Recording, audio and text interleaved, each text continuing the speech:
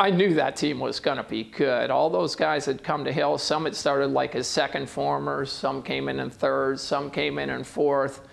I could just tell by the way they all came together. And like, I was the only coach they'd ever had. I don't think any of them had played water polo before they came to Hill. So they just knew one system. And they had only played like with each other.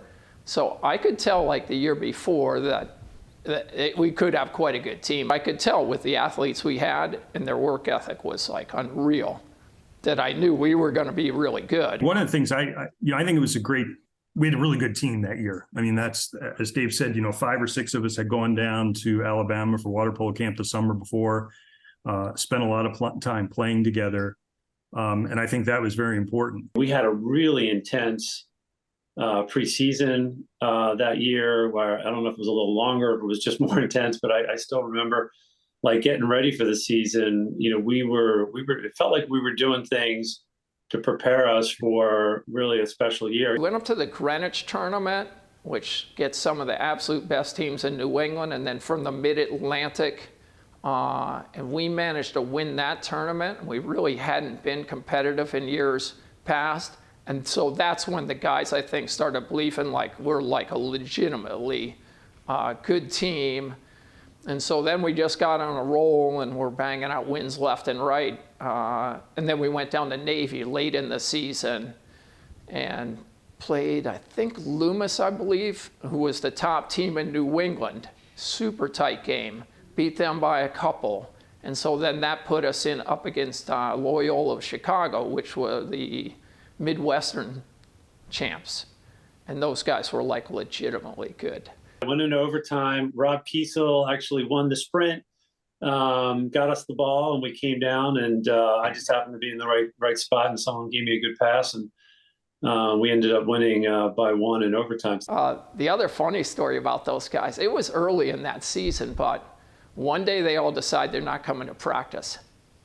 And so like practice time comes, like there's nobody there. I'm like, okay.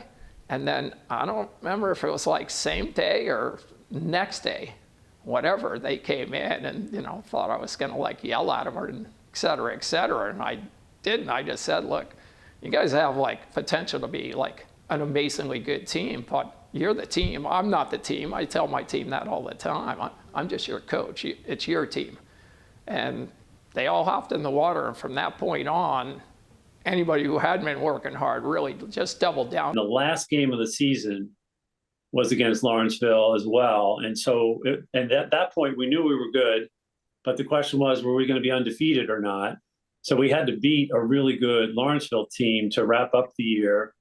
And, that was a challenge for sure. But that game was our final game. And we again beat them by 1 goal.